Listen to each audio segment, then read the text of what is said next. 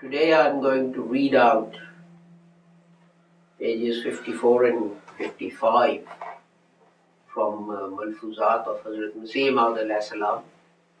This is volume 2. And Hazrat Sahib says, it should be remembered that in messengership, one matter is shown or revealed and one matter remains hidden. For example, La ilaha illallah is a statement which the Holy Prophet Muhammad sallallahu alaihi wasallam took to the statement, took to the people. Whether people accepted it or they didn't. The task of the messenger is simply to take that message to people. But this is the meaning of messengership on the face of it,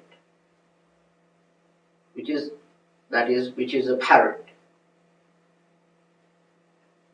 But when we think about it, then we come to the conclusion that the messengership of the Holy Prophet Muhammad sallallahu alaihi wasallam, which is a part of La ilaha illallah, it is included in that as an inseparable part of it.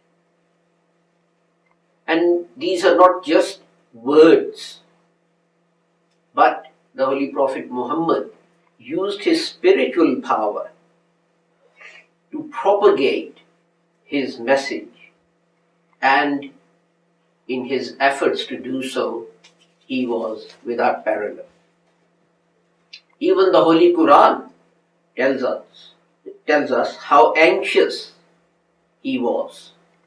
Thus, the Holy Quran says, this is to the Holy Prophet Muhammad, will you kill yourself with worry that they do not believe?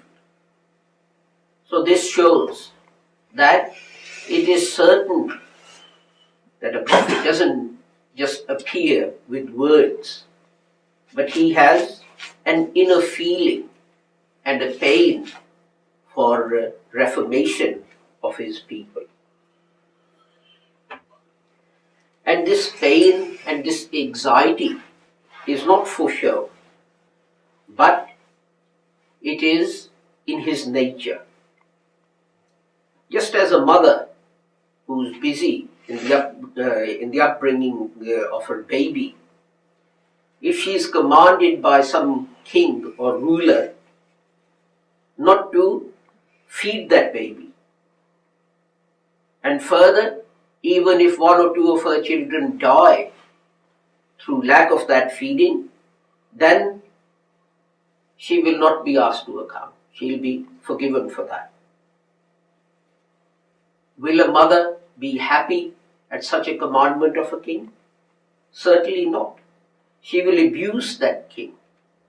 And she will continue to feed the children. She cannot desist from feeding her children. Why? Because this is something that is in a mother's nature.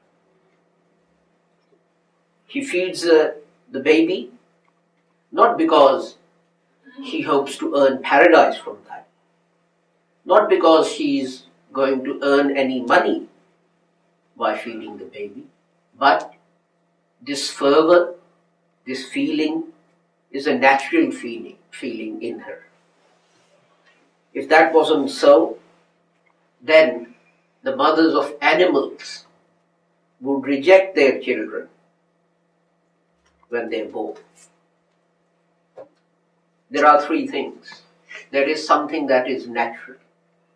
There is something that we learn because of our intellect and sense. And then there is a natural fervor in our hearts. For a mother to bring up her children is her nature. This is not something that she have discovered by using her intellect. In the same way, those raised by God, there is something in their nature as well. And what is it that is in their nature? And that is sympathy for humanity. And in their heart, fervor to do something for that will benefit them. And by their very nature, they want people to be guided to the right path, and they want people to attain a divine life on this world, in this world. I will end here today, and we will carry on with this next week, inshallah.